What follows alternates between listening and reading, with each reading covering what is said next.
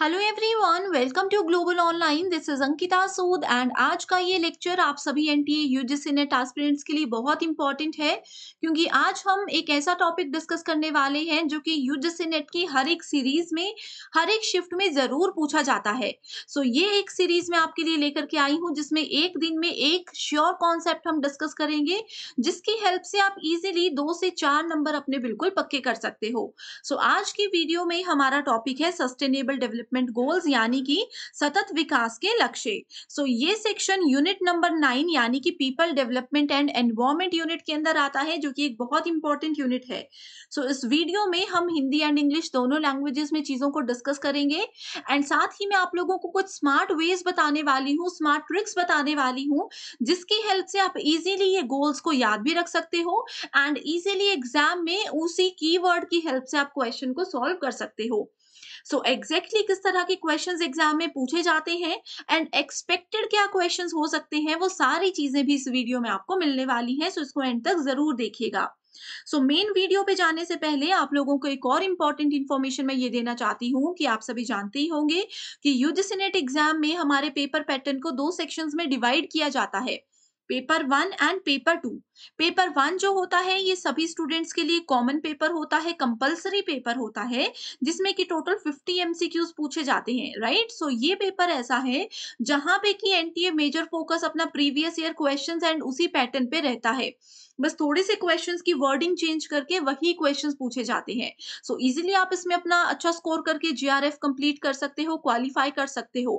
अब समय ऐसा है कि आप लोगों को स्मार्ट वर्क करना है, ना कि हार्ड वर्क करना है। आपके स्मार्ट वर्क के लिए ग्लोबल ऑनलाइन की टीम आपके लिए यूजीसी नेट पेपर 1 की क्विक रिवीजन पीडीएफ लेकर के आई है एंड इस पीडीएफ की सबसे खास बात ये है कि इसमें हम आपको 2000 प्लस एमसीक्यूज देते हैं, जो कि 100% अपडेटेड है एंड 100% गारंटेड है। गारंटेड क्वेश्चन से यहाँ पे हमारा मतलब है कि as it is questions exam में बहुत बार पूछे जाते हैं। इस पीडीएफ में आप चाहे स्टूडेंट्स इंग्लिश मीडियम में एग्जाम देने वाले हो या फिर हिंदी मीडियम में एग्जाम देने वाले हो, आपको दोनों ही लैंग्वेजेस में इस पीडीएफ में क्वेश्चंस मिलते हैं, 2000 क्वेश्चंस। साथ ही यहाँ पे आपको डिटेल्ड एक्सप्लेनेशन भी मिलती है, जिसकी हेल्प से आप लोग और इजीली सिंपल लैंग्वेज में कॉन्सेप्ट्स को समझ सकते हो। साथ ही यहाँ पे आपको करंट अफेयर्स मिलते हैं, previous year questions, most repeated and most expected questions मिलते हैं, जो कि आपको मदद करते हैं ये जानने में कि किस तरह के एंड किस डिफिकल्टी लेवल के क्वेश्चंस पेपर 1 में पूछे जाते हैं। जनरली यही पैटर्न एनटीए फॉलो करता है, ये सारी इंफॉर्मेशन आपको यहाँ पे मिल जाएगी। इस पीडीएफ को जरूर आप ज्वाइन कीजिए। आपको पढ़ना कैसे है इसमें ये भी मैं बताती हूँ। एग्जाम से पहले आपको ये 2000 क्वेश्चंस को सिर्फ 1 से 2 बार ओवरव्यू ले लेना है, सारे क्वेश्चंस को गो थ्रू करना है। जैसे ही क्वेश्चन में एग्जाम में एज इट इज क्वेश्चन आएगा, आप इजीली आंसर को आइडेंटिफाई कर पाओगे एंड आपका इससे समय भी बचेगा एंड आपका क्वेश्चन भी बिल्कुल सही होगा। इस पीडीएफ को ज्वाइन करने के लिए ये गिवन व्हाट्सएप नंबर्स हैं, इसमें से किसी भी नंबर पर आप कांटेक्ट कर सकते हो एंड इसके लिए आपको एक ही बार फीस पे करनी है, वो भी सिर्फ 599। जल्दी से इसको ज्वाइन करके अपना ड्रीम आप पूरा कर सकते हो। बढ़ते हैं अपने मेन कंटेंट की ओर, जिसमें आज हम बात करने वाले हैं सस्टेनेबल डेवलपमेंट गोल्स के बारे में। सबसे पहले तो स्टूडेंट्स एग्जाम में ये क्वेश्चन एक पूछा जाता है कि जो एसडीजी है, सस्टेनेबल डेवलपमेंट गोल्स है, उसमें टोटल कितने गोल्स हमारे पास आते हैं। टोटल आते हैं 17 गोल्स। इन चीजों को याद रख लीजिए, इनको याद रखने का तरीका भी मैं बताती हूँ। टोटल 17 गोल्स होते हैं। दूसरा क्वेश्चन एग्जाम में ये पूछा जा सकता है इस तरह से कि मान लीजिए यहाँ पे कि 13th नंबर पे हमारा एसडीजी कौन सा आता है, तो हमें उसका आंसर पता होना चाहिए, क्लाइमेट एक्शन आता है। इसका मतलब क्या हुआ? इसका मतलब ये हुआ कि हमें इन गोल्स की सीक्वेंसिंग भी याद होनी चाहिए। स्मार्ट ट्रिक्स के साथ मैं सीक्वेंस अभी बताऊंगी। अब तीसरी तरह का क्वेश्चन यहाँ पे ये पूछा जाता है कि अगर मान लीजिए एग्जाम में पूछा है आपसे लाइफ ऑन लैंड, ये सस्टेनेबल डेवलपमेंट गोल का ही एक गोल है, आप बताइए कि ये कौन से नंबर पर आता है। आंसर आपको पता होना चाहिए कि ये 15th नंबर पर हमारा गोल आता है। ठीक है। सिर्फ ये 3 तरह के क्वेश्चंस हैं जो कि एग्जाम में पूछे जाते हैं, इसके अलावा आपसे कुछ भी नहीं पूछा जाएगा। अब आते हैं स्मार्ट ट्रिक्स पे। सबसे पहला गोल है नो पॉवर्टी। पॉवर्टी का मतलब क्या होता है? पॉवर्टी का मतलब होता है गरीबी या फिर निर्धनता। अगर देखो, इस पहले को आपने याद रख लिया कि कोई भी गरीबी नहीं होनी चाहिए, हमारे देश में कोई भी पर्सन गरीब नहीं रहना चाहिए। ओके। सो अगर कोई भी पर्सन गरीब नहीं है मतलब कोई भी पर्सन भूखा नहीं रहेगा, यानी कि ज़ीरो हंगर। ये सारे आपस में जुड़े हुए हैं। पहला याद हो गया, बाकी के सारे आप एक स्टोरी की तरह याद रख सकते हो। कोई गरीब नहीं है इसका मतलब है ज़ीरो हंगर, कोई भूखा नहीं रह रहा। उसके बाद आता है तीसरा goal, good health and well being. अगर कोई पर्सन भूखा नहीं है, वो अच्छे से खाना खा रहा है, अच्छा से डाइट ले रहा है अपनी प्रॉपर, तो उसकी हेल्थ अच्छी होगी एंड वो एक अच्छी पर्सनैलिटी वाला पर्सन बन सकता है। अगर किसी पर्सन की हेल्थ अच्छी है, तो वो एक क्वालिटी एजुकेशन भी ले सकता है। ये बात होती है, अगर मान लीजिए मैं बीमार हूँ, मेरी हेल्थ ठीक नहीं है, तो क्या मैं पढ़ पाऊँगी या फिर क्या मैं आपको पढ़ा पाऊँगी? ये चीज़ पॉसिबल नहीं है। सो अगर गुड हेल्थ है, तो क्वालिटी एजुकेशन वो ले सकते हैं। यहाँ तक क्लियर है तो कमेंट करके मुझे बता दीजिए। अगर यहाँ तक भी आपको कोई डाउट लगता है, नहीं चीज़ समझ पा रहे हो, तो भी कमेंट कीजिए, मैं डेफिनिटली हेल्प करूँगी। उसके बाद नेक्स्ट आता है जेंडर इक्वालिटी। अब देखो जेंडर इक्वालिटी में क्या बोला जाता है कि मेल एंड फीमेल दोनों इक्वल हैं, है ना? सो अगर ये चीज़ें कौन बोलता है? जो एजुकेटेड पर्सन होता है, जो पढ़े-लिखे इंसान होते हैं, वही सिर्फ जेंडर इक्वालिटी को मानते हैं। अनपढ़ तो नहीं मानते, अनपढ़ तो बोलते हैं कि मेल-फीमेल में डिफरेंस होता है, राइट? सो एक पर्सन एजुकेटेड होगा तो वो जेंडर इक्वालिटी पे ध्यान देगा कि सब महिला-पुरुष बराबर हैं, सबको बराबर के अधिकार देने चाहिए। उसके बाद आता है इससे जुड़ा हुआ क्लीन वाटर एंड सैनिटेशन। अब अगर सबको बराबर अधिकार दे दिया तो सबको अच्छा पानी पीने, साफ सफाई यानी कि सैनिटेशन का भी पूरा अधिकार है। अब अगर हमारे आसपास पानी साफ सुथरा है, हमारा पर्यावरण, हमारा एटमॉस्फेयर साफ सुथरा है, सैनिटेटेड है, तो हमारा क्या होगा, अफोर्डेबल एंड क्लीन एनर्जी हम लोगों को मिलेगी। हमारा वातावरण क्लियर है तो हमें क्लीन एनर्जी मिलेगी। जनरली यहाँ पे जो नेचुरल एनर्जीज हैं जो कि सूरज से हमें मिलती है उसकी बात की गई है। ठीक है, अफोर्डेबल एंड क्लीन एनर्जी फिर हम ले सकते हैं। अगर हमें क्लीन एनर्जी मिलती है तो हम एक decent work and economic growth कर सकते हैं। क्लीन एनर्जी यानी कि अगर हमारे आसपास पॉल्यूशन नहीं है, बहुत अच्छा एनवायरनमेंट है, बहुत अच्छा वेदर है, तो एक हम अच्छे से अपना काम कर सकते हैं, अपने काम पे फोकस कर सकते हैं। इससे इनडायरेक्टली हमारी बीमारी, हमारे हेल्थ पे कोई फर्क नहीं पड़ता है ना? उसके बाद अगर एक decent work and economic growth यानी कि अगर हम काम अच्छा करेंगे तो हमारे देश की प्रगति भी तो होगी। तो वही यहाँ पे इकोनॉमिक ग्रोथ की बात की गई है। ये सब होगा तो इंडस्ट्री, इनोवेशन एंड इंफ्रास्ट्रक्चर जो है वो बढ़ेंगे।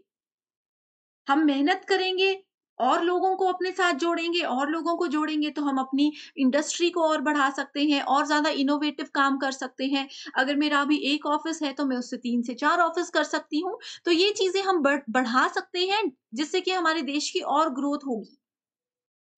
अगर देश की ग्रोथ होगी तो रिड्यूस्ड इनइक्वालिटीज। ठीक है, ग्रोथ कैसे होगी? अगर हम लोग इनइक्वालिटी को रिमूव कर देंगे। कई जगह ऐसा होता है हम बोलते हैं कि नहीं हमें सिर्फ मेल स्टाफ चाहिए, हम कई जगह पे बोलते हैं नहीं हमें सिर्फ फीमेल स्टाफ चाहिए। अगर हम इनइक्वालिटी को कम करते जाएंगे तो हमारी इंडस्ट्री, हमारा इंफ्रास्ट्रक्चर और ज्यादा मजबूत होता रहेगा। एंड इससे एक और फर्क ये पड़ता है, इससे हम सस्टेनेबल सिटीज एंड कम्युनिटीज को क्रिएट कर सकते हैं। मेल फीमेल को इक्वल अधिकार मिलेंगे तो कम्युनिटी हमारी स्ट्रांग होगी, हमारा सोशल स्टेटस स्ट्रांग होगा। इसी की वजह से क्या होगा, रिस्पॉन्सिबल कंजम्पशन एंड प्रोडक्शन। इसकी वजह से और ज्यादा हम कंजम्पशन कर पाएंगे और ज्यादा प्रोडक्शन कर पाएंगे किसी भी चीज की डायरेक्टली। फिर से ये चीज हमारी एनवायरमेंट एंड हमारे देश की प्रगति की ओर जाती है।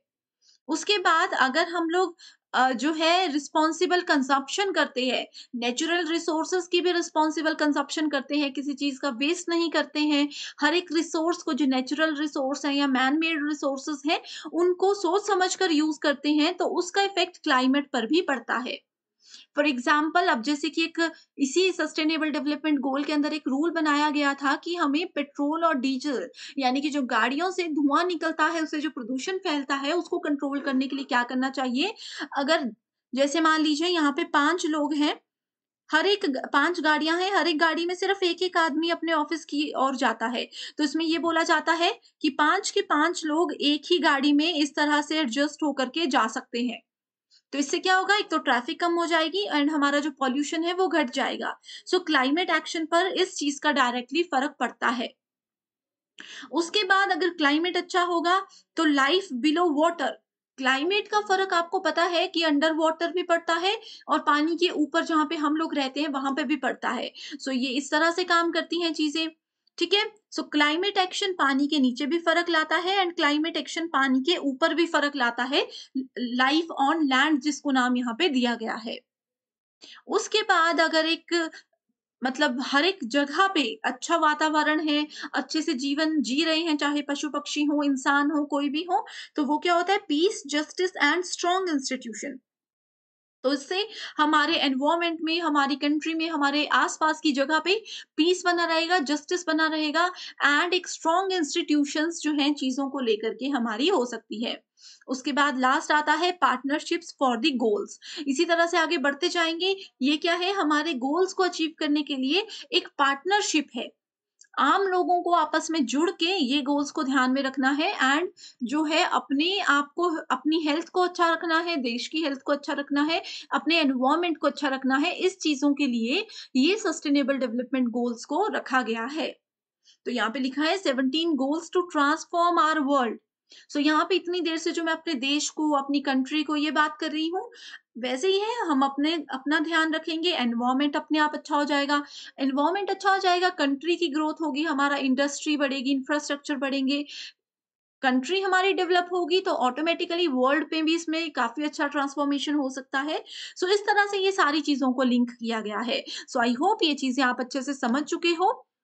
ओके, इसमें कोई प्रॉब्लम है कमेंट ज़रूर कीजिए एंड इसके अलावा अगर आप चाहते हो इसी तरह की वन डे वन कॉन्सेप्ट पे मैं आपके लिए और भी वीडियोस लेकर के आऊँ, किसी पर्टिकुलर टॉपिक पे आप मुझे चाहते हो कि मैं वीडियो लेकर आऊँ, कमेंट कीजिए, नेक्स्ट सेशन में वही हम लेकर के आएँगे। इसके साथ ही स्टूडेंट्स यूजीसी नेट पेपर 2 भी इम्पोर्टेंट है एंड ये एक ऐसा पेपर है जिसमें हम इज़िली जेआरएफ ले सकते हैं। वो कैसे? क्योंकि ये सब्जेक्ट रिलेटेड पेपर होता है एंड ये वही सब्जेक्ट है जो हमने पोस्ट ग्रेजुएशन में पढ़ा है। सो इस सब्जेक्ट में अब देखो पोस्ट ग्रेजुएशन में चीज़ें पढ़ी हैं तो हम इज़िली स्कोर कर सकते हैं, बट यूजीसी नेट के लेवल में एंड आपके पीजी के लेवल में बहुत डिफरेंस होता है। सो आपके पेपर 2 यूजीसी नेट के लेवल के अकॉर्डिंग हम इसमें आपको देते हैं 4000 प्लस रिवीजन एमसीक्यू पैकेज, जिसमें हम आपको फुल सिलेबस कवर कराते हैं, यानी कि पेपर 2 की टोटल 10 यूनिट्स हैं वो हम कवर कराते हैं। सारे इसमें अपडेटेड क्वेश्चंस है, गारंटीड क्वेश्चंस है, एज इट इज एग्जाम में आएंगे। Previous year most repeated and most expected questions available हैं। सो 10 यूनिट्स में से कोई भी यूनिट अगर अभी तक आप लोगों की मिस हो चुकी है, तो उस यूनिट में आप जा करके यहाँ पे 4000 रिवीजन एमसीक्यू पैकेज में उसके क्वेश्चंस देख के अपनी तैयारी इस कम समय में भी कर सकते हो। सो आपके सामने देखो जो भी टोटल सब्जेक्ट्स के नाम लिखे हैं, इसमें से जो भी आपका पेपर 2 का सब्जेक्ट है उसको सेलेक्ट कीजिए एंड स्क्रीन पर व्हाट्सएप नंबर पर आप किसी भी नंबर पर कांटेक्ट कर सकते हो उसको ज्वाइन करने के लिए। सो इसके लिए आपको सिर्फ एक ही बार फीस पे करनी है, वो भी सिर्फ 999 एंड आप लोग इसको लाइफ टाइम के लिए यूज कर सकते हो। ठीक है, कोई भी और कॉम्पिटिटिव एग्जाम दे रहे हो, टीचिंग से रिलेटेड या फिर इंटरव्यू देने वाले हो, तो ये रिवीजन एमसीक्यू पैकेज आपकी बहुत ज्यादा मदद करेगा, गारंटेड है। सो जल्दी से इसको ज्वाइन कर लीजिए। So thank you so much for watching this video and I wish you all the